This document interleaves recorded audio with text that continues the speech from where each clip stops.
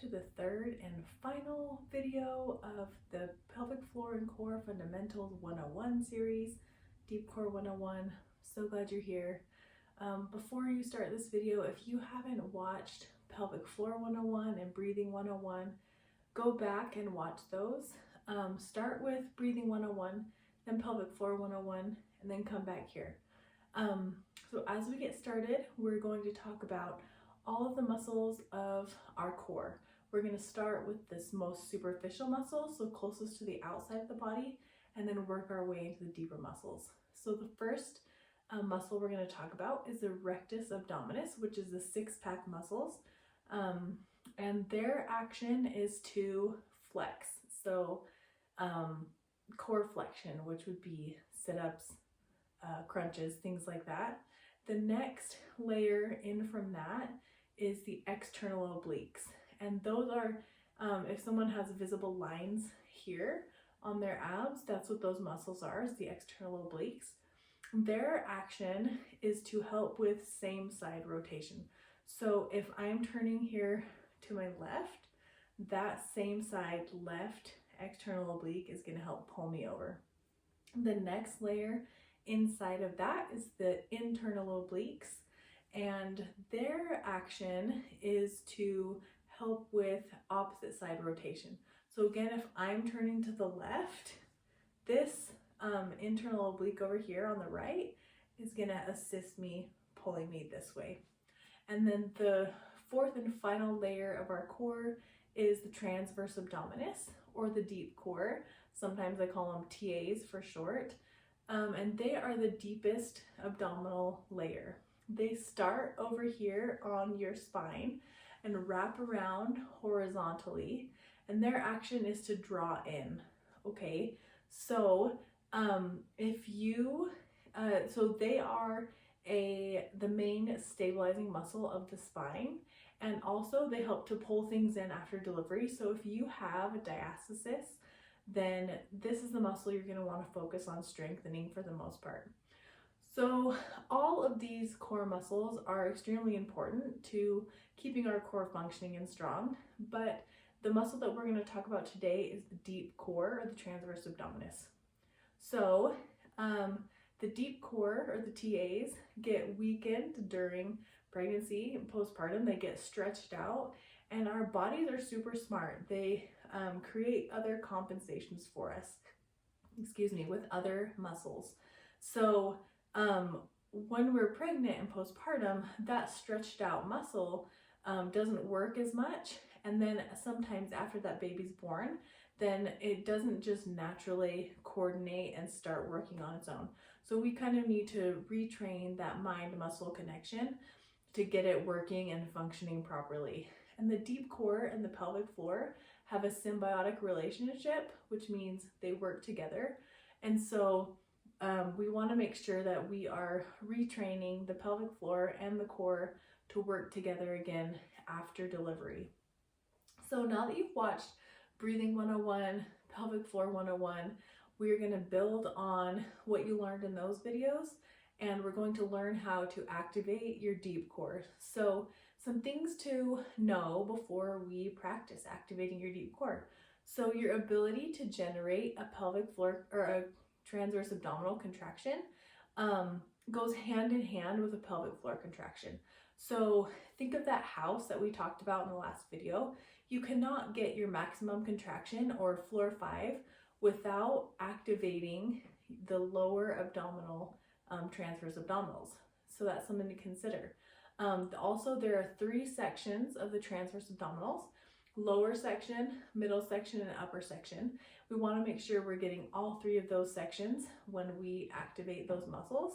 And then we always want to make sure that we are contracting our pelvic floor before our transverse abdominals.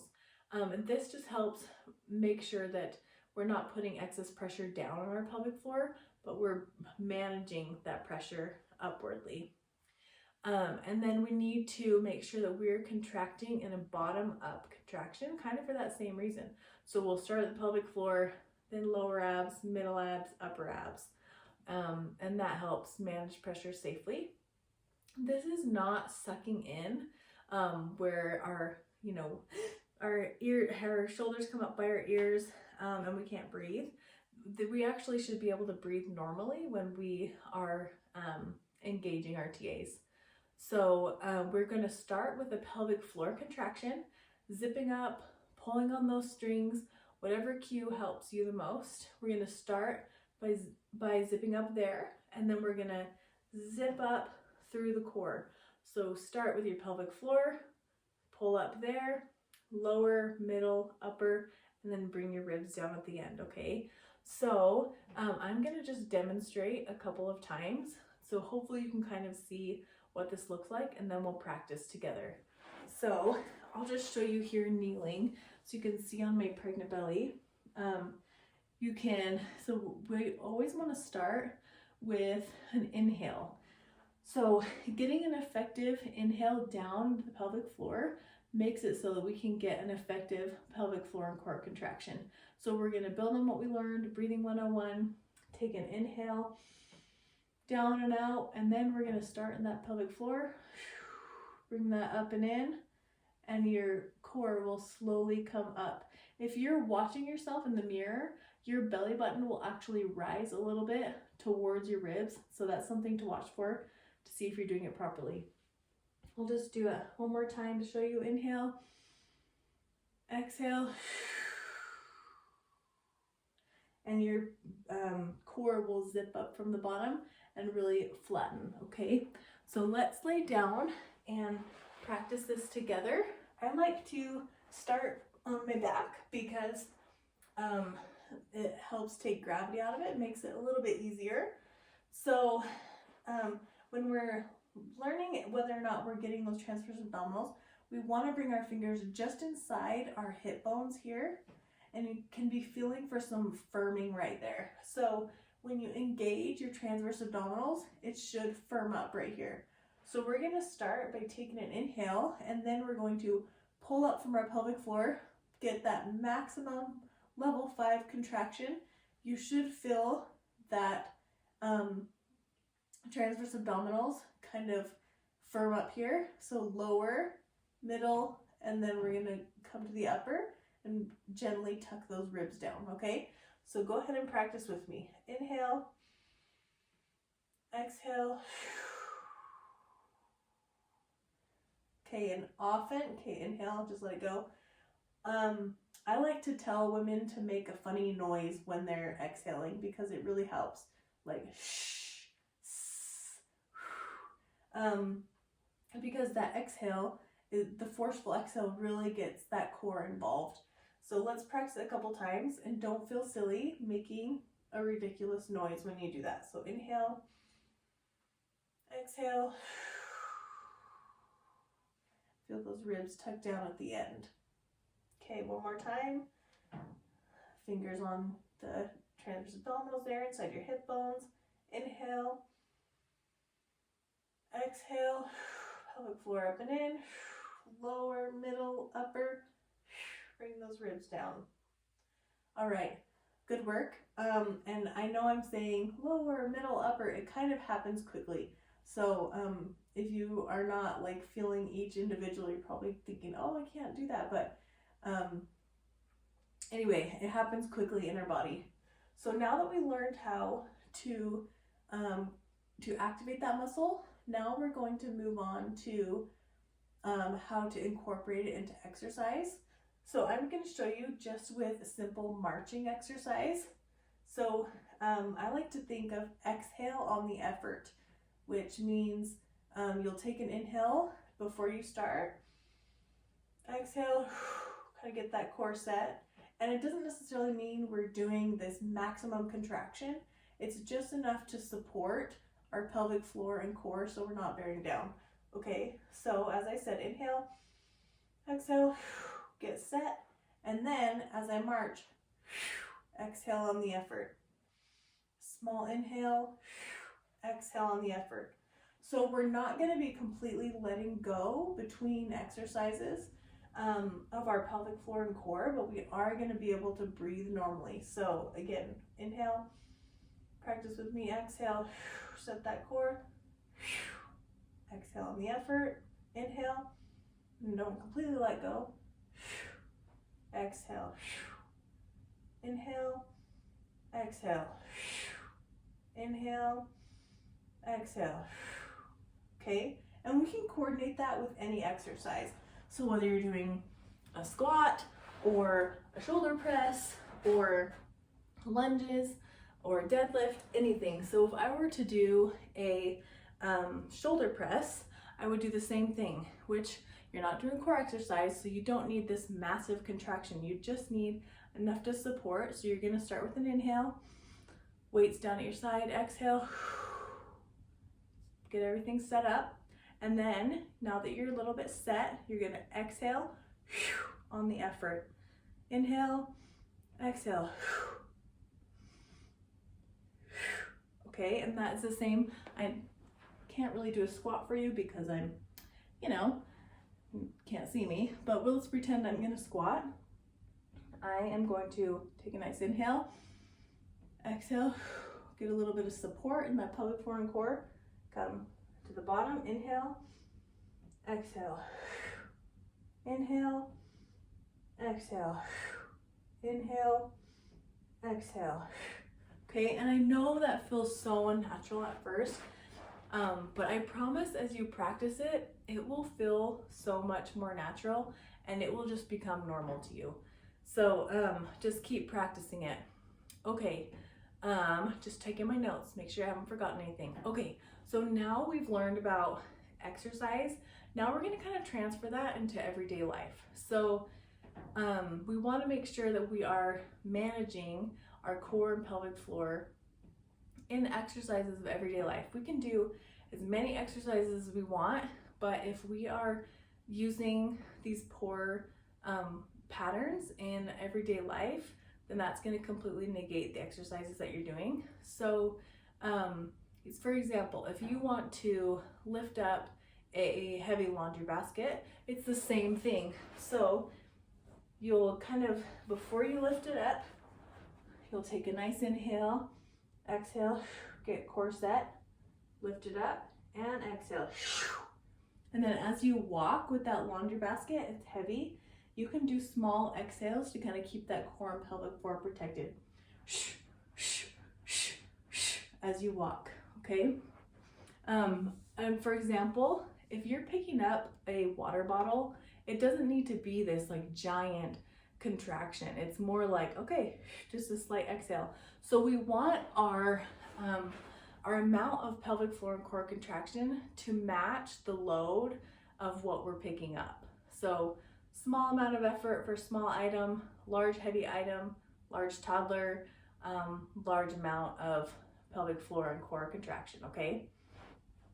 Okay, so now we talked about those things, and we're going to move on to how to strengthen those transverse abdominals. So if we always do the same easy exercises, we're never going to get stronger. We need to gradually overload those transverse abdominals, the same with any muscle, but we're specifically talking about transverse abdominals here. So we want to find the sweet spot of being able to find that the exercise is difficult, but not so difficult that it either causes us to compensate with other muscles, or it causes us to have too much mismanaged pressure in our core canister. So what does that mean? Well, as we talked about in Breathing 101, our core is a pressure canister. We have the diaphragm at the top, pelvic floor at the bottom, and then the core that wraps around.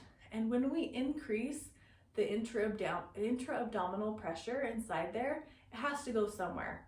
So we want to make sure that it is being managed. So managing the pressure, what does that even mean? Well, I'm going to talk about some things to watch for to know if you are having mismanaged pressure. So I'm going to add some pictures up here about what I'm talking about. So coning, this is when extra pressure is in your midline and you can see it happening. It's excess pressure going out on your linea alba between your rectus muscles, and it can cause or cause diastasis or make it difficult for a diastasis to heal.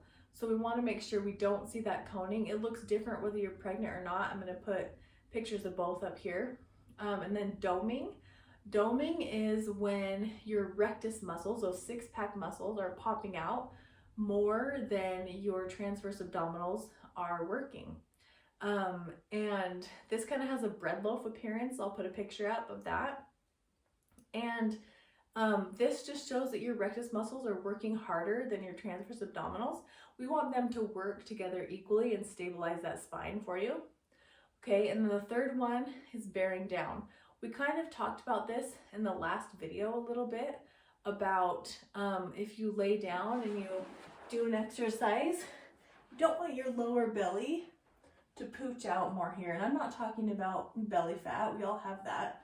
I'm talking about when you do an exercise that's difficult for you, if you put your hand on your lower belly, if it pooches out more than it was, if you feel pushing out into your hand, you're bearing down. So we want to make sure to keep pelvic floor and core nicely supported and not bearing down. Like if I were to just do this and bear down, I don't know if you can see that, but I can feel my lower abs bulging there. So that's something to watch for, is not bearing down. Let's see. Okay, so these three things show that we're having mismanaged pressure in our core, and we don't want that. So watch for those things as you're exercising or in everyday life. One of the ways I like to watch for it is, like, for example, if I'm going to do a plank or something like this, you can't really see or feel what you're doing.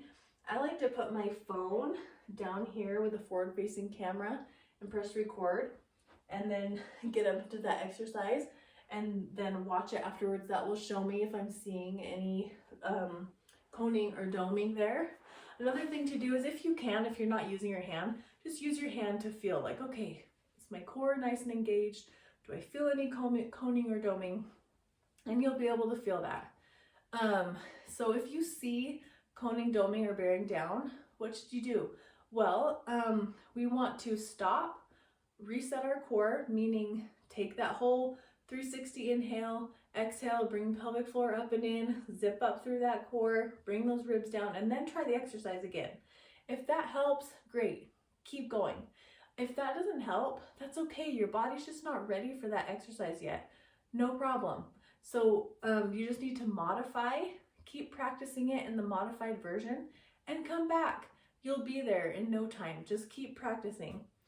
And then the last thing we want to watch for mismanaged pressure, I just call them the 4 P's. So one is pain. So if you're exercising and you feel pain, I'm not talking muscle fatigue, I'm talking you feel pain, stop. We don't want to push through anything like that. Popping, and again, this is not like crackling joints. This is like if you're laying down and you're doing a leg lift and you feel like a ligament popping or rubbing here, you can feel it. It pops and rubs. If you feel that, your body's not ready for that exercise. So stop doing that.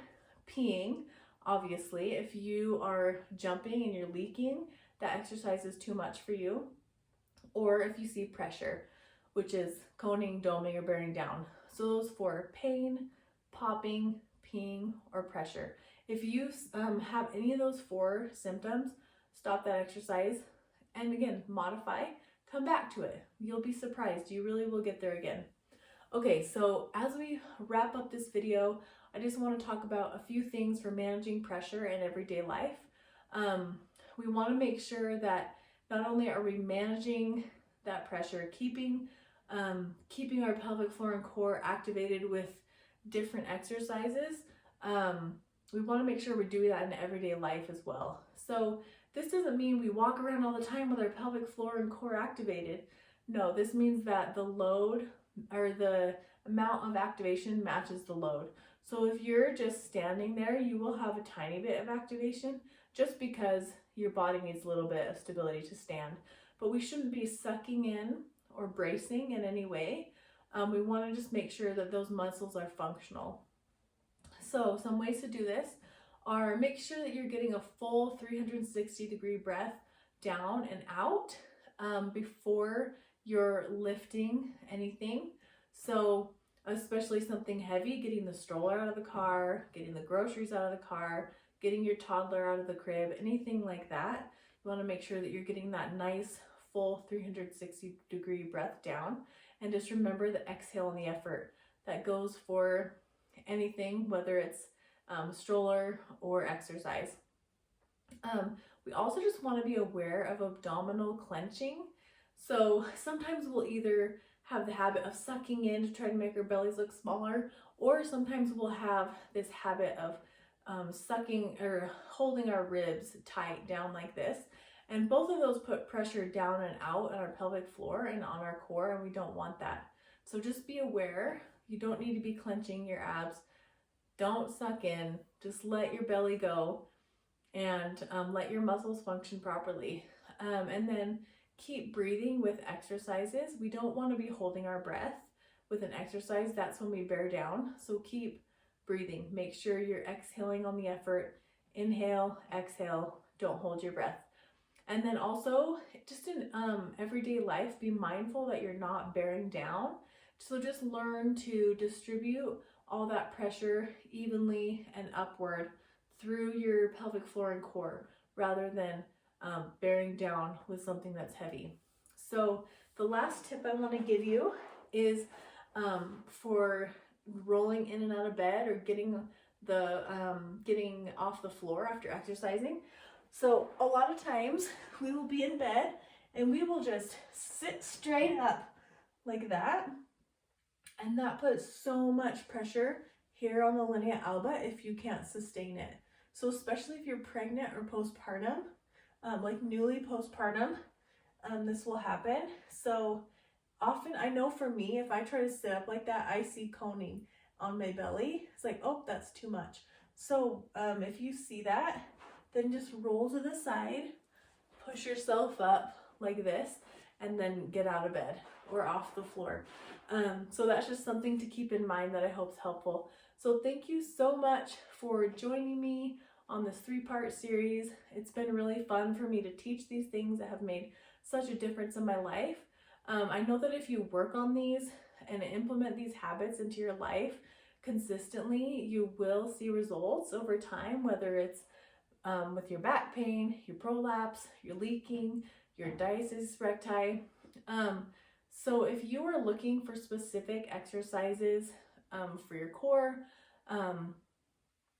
or pelvic floor, come on over and come be over on Instagram or Facebook with me at Small, Simple, Strong.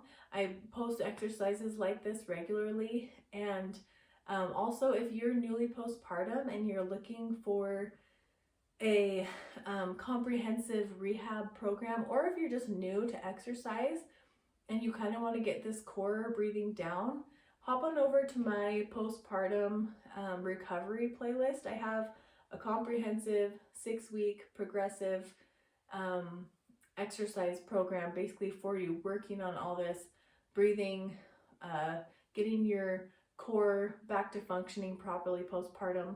So check that out if you're interested.